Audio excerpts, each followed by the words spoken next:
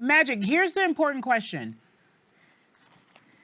As a Los Angeles Laker legend, do you love me more or Jemele more? Because the reality is this. Cari is not. Well, I know she went to Michigan State. Is even because it's even. Okay. Jemele, we got unfinished business because she tore my butt up in Spain. Big Wiz, so I got to get her butt back. That's true. And then I've always loved you, but you just it's Cari. You just Cari. What can I say? You're fabulous.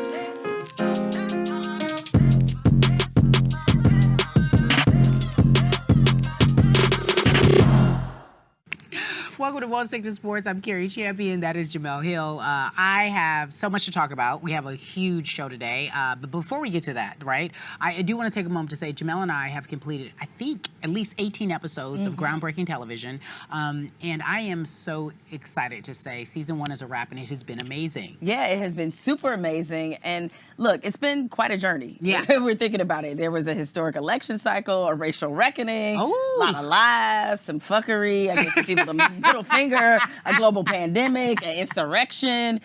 And we've been here to document it. We have. It has been super wild. So, of course, we're going to reflect on all of that a little bit later. But first, let's jump into our favorite segment, America's Bullshit, Cari. So as we head towards Super Bowl Sunday, the NFL has a lot to talk about, not necessarily just on the field, but also off the field. Yeah, there's a major reason why people are discussing what's going on in the NFL, and it's beyond the game, as you said, because Seahawks lineman Chad Wheeler pleaded not guilty to domestic violence charges. Now, I think we should start the conversation by listening to a clip from two-time Super Bowl champion, a friend of ours, Chris Longs, who had this to say on his podcast, Green Light, and talking about the hypocritical reaction to Wheeler's charges. What we can decide to do today as a league is hold our peers accountable. And guess what? It's not always going to be as easy as it was this week. I saw a lot of dudes unloading the clip on Twitter, as they should, on Chad Wheeler. Bold tweets. Haven't heard a word from them when it's their teammate or somebody they know or a peer or somebody popular in the league. So let's begin with the media double standard. The reality is we have to all realize that there is generally a double standard with black athletes whenever they are accused of a crime, convicted of a crime. Their transgressions are not only front and center in the media, they're talked about and brought up over and over and over again. People are still bringing up all the things with Michael Vick, right? Even though he served his time. He's paid the price. Yes, and even more so than a lot of people. Same thing for Ray Rice. Sure. Like he's been about the work.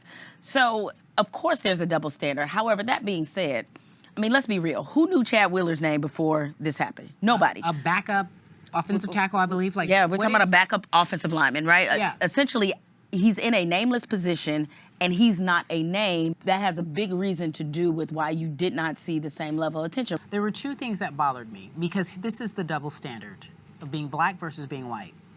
The fact that he wasn't charged with attempted murder bothers me. This man is 6'7", 300 some odd pounds, and he was pounding on a young girl. I don't care if she was black or white. Domestic violence is a real issue. I also don't want to hear about his manic episode as an excuse. That too bothers me. That is that double standard where there's already an excuse put inside for this man.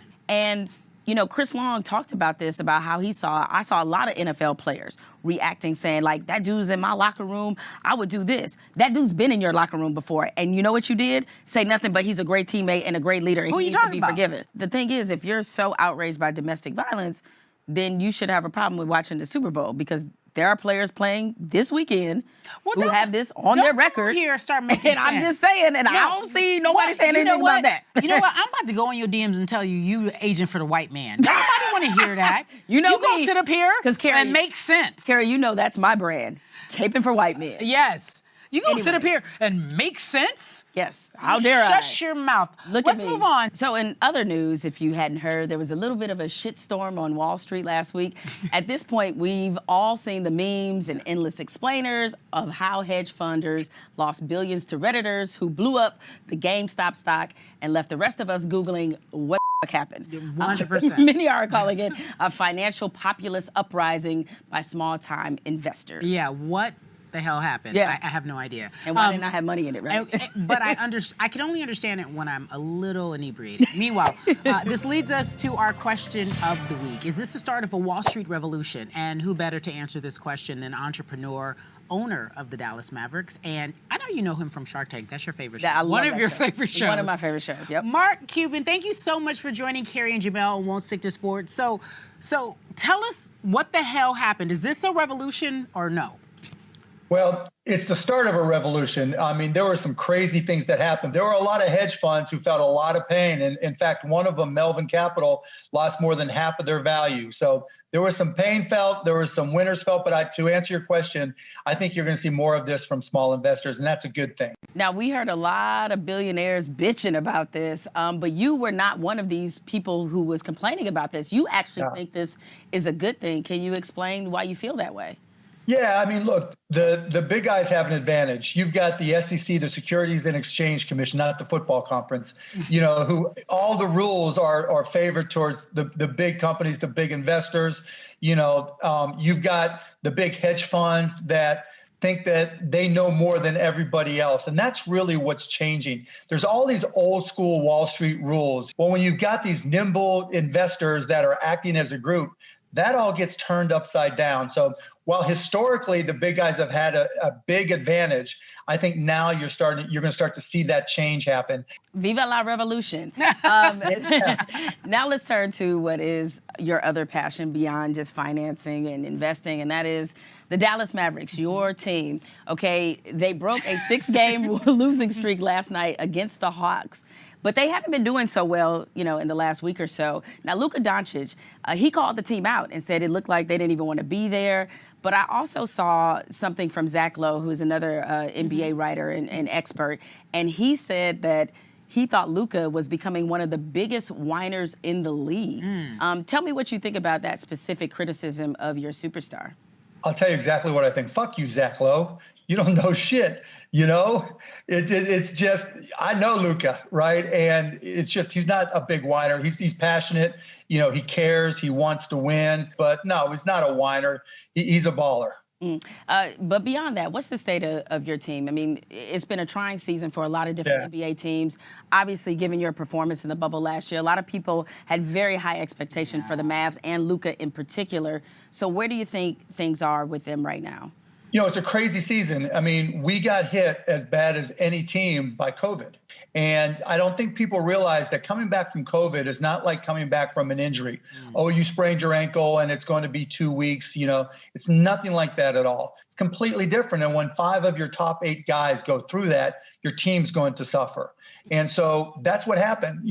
Am I making an excuse? Yep. But that's the reality in this year right now, right? Okay, well, listen, we can't argue with that. You are a billionaire, I believe. Is that correct? Yeah, well, it takes a lot of luck to get there. What it takes that's smart is to stay there. Okay, you're right. Say it, Mark. Yes. And do you have a minute? Sure. Yeah, for you guys, absolutely. Because he is a billionaire. Mm-hmm. And he does have that show, Shark Tank. He does. He does. One of my favorites. One of your favorites. Yes.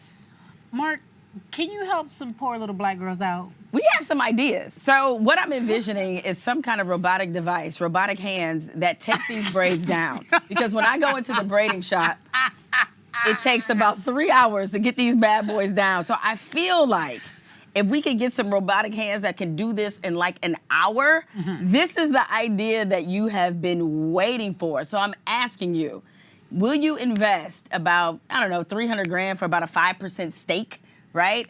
In this idea, okay? And will you rope yourself with me, Mark Cuban? What do you say for what I call unbraid? I'm out. That's what it looks like. He's about. Don't do me like Mr. Wonderful. To do that is the most difficult thing in all of robotics. If you're able to solve that, where you can get somebody, build a robot that will undo braids and have that manual dexterity of someone's hands, that's worth not billions, that's worth trillions. Yo! I could be Jeff Bezos. How to do that, though? So if you've got those robotics, I'm in. I'm Okay, all in. all I'll right. give you whatever you want. No, I mean, I have no patent, no R&D team, but I have a $1 billion valuation. I think that's basically what they tell you on Shark Tank, right? Well, You have been such a pleasure. Yeah. Gosh, thank you so much. Perhaps we need to go back to the Idea Lab. So we do Cari. need to go back to the lab. And more importantly, everybody remember, you can watch Shark Tank Friday nights at 8 p.m., 7 Central. I watch it every week, Mark. So yeah, and good luck with the Mavs and this season. I know it's been tough. We appreciate you. All right, we got to take a quick break, but we'll be right back with Cari's personal favorite, Magic.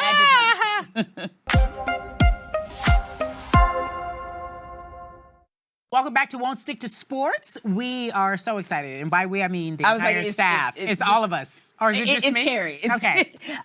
I'm excited. He's a business mogul. He is a generous human being. He's more importantly a 5-time NBA champion and a Laker legend and our friend. Welcome to Won't Stick to Sports, Magic Johnson. Thank you so much for being here. Well, you know, I love both of you, Cari, and you know, Jemele is my girl. Spartan Nation, go green, go white. You know, so this is a pleasure for me to see both of you doing well, having your own show. This is fabulous. Oh, Magic, thank you so much for saying that. We are just living the dream, little black girl magic out here. So we got to get to the most important question. I don't even know if it's that important, but I'll ask you your take really quickly. Oh, for you, is that this important? I'm trying to be an objective journalist. Okay, so the Lakers are fresh off their 2020 NBA championship, and they seem to be front runners this season. I know you follow the game. I know you know the game, as everyone knows. How confident are you in the fact that they could actually repeat? Well, I think, you know, the Lakers got a really good chance of repeating. Why? Because of the fact that you still got the best player in the world in LeBron James, Anthony Davis being there as another superstar. Anytime that you have LeBron James and you have to beat him 4 times in the playoffs, that's difficult to do. So I'm going to pick the Lakers. And I think that on the other side, you see Brooklyn, the big three. It might be a Brooklyn Laker final. So that would be great for all fans across the world. Ooh, that sounds like a little bit of a prediction. All right, all right, run it back, run it back. Listen, Magic, it wasn't that long ago that you were in an executive role with the Lakers. You saw how they performed in the bubble. You see where they are right now. Is there any tiny, teensy part of you that's thinking, maybe I should have stuck around? No. I love owning my own business and calling my own shots and coming back to a company that I had built from the ground up. Now, the only thing I regret, and still to this day, is not really pulling LeBron aside and saying, hey, man, I'm going to leave, you know, because him and Rich Paul said, hey, because you're sitting here as the president, we want to work with you, Urban. So that's another reason why they signed. Speaking of LeBron, what do you think LeBron's legacy will be in terms of his contribution to the franchise? I think, you know, he's really cemented his legacy when you think about winning that first championship and now off to another great start this season, because the Laker fans are about championships, right? And now that he signed the deal to stay here another 4 years, I think that Laker fans will love him and embrace him. And when you think about coming here to Los Angeles, when you win, listen, there's no better place in the world to win. Right. And Laker fans will always love him. The biggest takeaway was like, it matters more when you win in LA as opposed to when you live in Detroit. But go ahead. Thank you, Magic. Magic, that's why I don't even like her right now, but that's okay. No, but that's what Magic just said. You know, he said if you win, I didn't hear Detroit he said if brought you into win this in LA, it doesn't matter at all. Okay. Yeah, I mean, just remind me, Magic, who'd you lose to in the finals once? Oh, it was Detroit. Oh, I'm sorry, I didn't mean to be. I'm getting attacked on my own show. Now, see, I was about to pay, I still will pay Magic a great compliment. I still consider you to be the greatest Laker ever, personally. Because you made me love the NBA and made me love basketball ever. So that being said, I'm really looking forward to what I hear will be your docuseries that's in the works right now, scheduled to be completed this year, because you know, with me being 9,000 years old, I feel like as time goes on, Magic, you are underrated. So you saw what the response was to Michael Jordan's documentary. Are you excited or nervous to relive all of your finest moments as a player? I'm very excited. I think that with the response of Last Dance with Michael Jordan and the fact that, you know, we needed that content. We needed to see Michael Jordan and the Michael Jordan that we didn't know, right? A lot of fans didn't know. Me as a player and as his friend, I knew that Michael Jordan, but fans around the world didn't know that side of Michael Jordan. So when I think about mine, I'm excited about it because it'll be completely different from Michael's.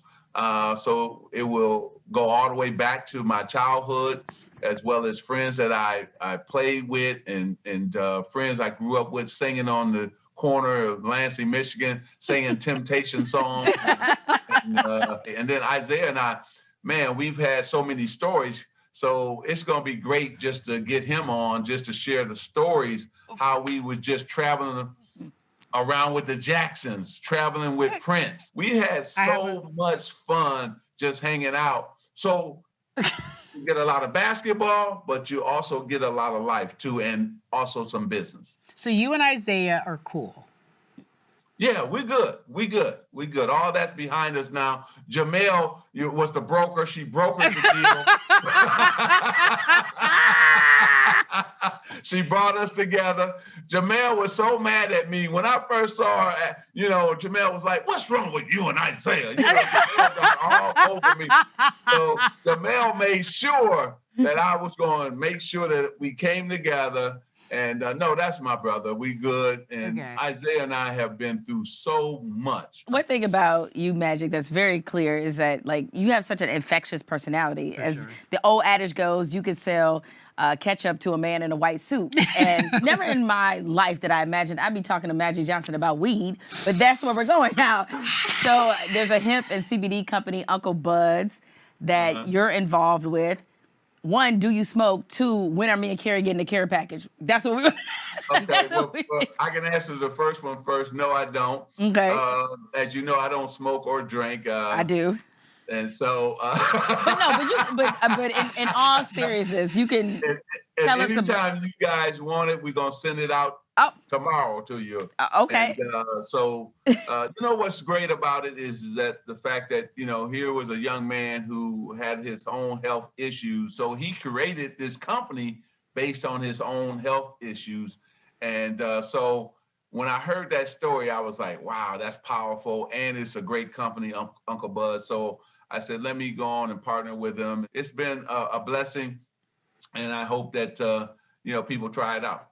All right. I mean, look, if you take an edible, we ain't judging. We okay. He said, he don't drink and smoke. I know. Magic's way too good of a person. Why you trying to? That is not going to happen. That is not going to happen. I got a natural high. Growing up here, and I tell you this all the time, as a hardcore Laker fan, you really do mean a lot to the city. We protect you, we love you, and we just thank you for your generosity, always, in more ways than one.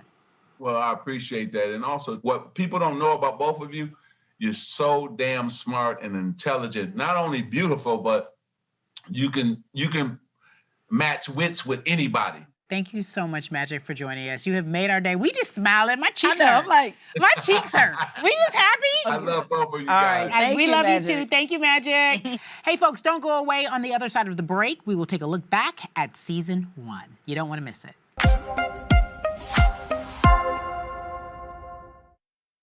Hey, everybody, welcome back to Won't Stick to Sports. So, Jay, we made it. We made it. We made it. You know what you used to say? You'd be like, dang, I can't believe they letting us come on TV and talk. I know. They actually did. Talk this talk. For a full season. For a full-ass season. Yeah, a lot has happened, as I mentioned earlier in today's show. So I think we should take a look back at some of the best moments on the show. Earl, roll the tape one more again. White folks, y'all need to get y'all shit together.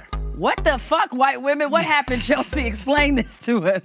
What the fuck, white women is absolutely correct. If we're going to get through this, we need to stop lying to ourselves. Who we are in this moment is a broken, racist nation. So when you are killing us with no accountability, know that we will stand here and use our platforms to say, y'all ain't right. The tea is hot today. Katie. And see, while Cari is a Lakers fan, Sherry is a Clippers fan. Were jorts ever cool? I'm talking to my researcher. Jorts, were they cool? They say negative. It's a puddle of some disgusting things in my driveway. A puddle of And I'm some like, disgusting things. Somebody threw up. Someone threw up? Somebody threw up. Who did Somebody that? threw up. They're putting me on blast worse than my mom does. It's getting a little hot. When we return, we'll say a final farewell. We gotta take a break, but stick. How now, brown cow? Yellow leather jacket. What in the actual fuck, America? Oh, wow. Okay. I am a lady. I'm trying to. My pastor watched the show. Your pastor watches? Hold on. You know what I'm talking about? All this thigh meat I got out. Hey now. Michael Ealy, the actor, gives us the scoop about his steamy new movie, Fatale. Ooh, steamy. How Is it fatal or is it fatale? I think it's fatale. Okay, okay. It's like the very last episode is when you get it. You know what I'm saying?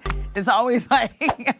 I enjoyed that. Wasn't that great? What? With the smack. Look at you. I enjoyed that. Here's the deal. Very few people have what I call a blessing where they can work with a dear friend and it doesn't feel like work. We get along so well and we respect each other so much, and I've just been so honored to have the season with you, and our staff has been amazing. Thanks to everybody at Vice. This has really been an incredible experience. Yes. And America, I hope you got as much joy out of Cari's thigh meat as I don't have much. And why would you do this to the people and wear a long dress? Because I am a lady. You can't see my boobs, can you? I'm a lady. You know, a lot of friends can't necessarily work together. Full show. For sure. But you have been a pleasure and a treat to work with. And just, because of the way we vibe, I hope people have been able to get a window into our friendship. Yeah. And why we relate as well as we do. And thank you for all of you out there for watching us every week and for all the Respecting comments. us every week. Yes. Cussing us out every week. Sure. Being a part of the fun every week. Yes. It has been something special. I will tell you this. It's history. We're just some regular old girls making history. It's Black girl magic. Anyway, take care, everybody. We'll see y'all soon. See you soon.